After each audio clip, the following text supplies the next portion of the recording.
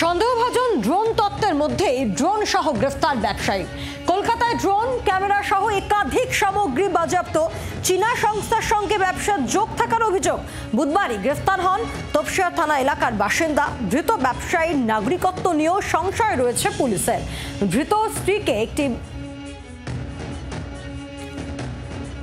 ধৃত ব্যবসায়ী নাগরিকত্ব নিয়েও সংশয় রয়েছে পুলিশের। যেমনটা আপনাদেরকে জানাচ্ছিলাম, ধৃত স্ত্রীকে একটি ব্যাংকে মা ও অন্য ব্যাংকে স্ত্রীর পরিচয় দেওয়ার অভিযোগও উঠেছে।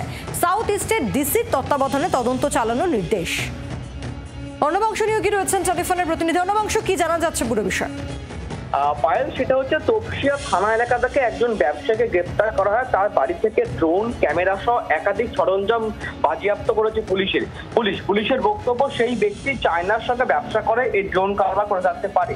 দেশের কাছে এটা নিরাপত্তার একটা প্রশ্ন।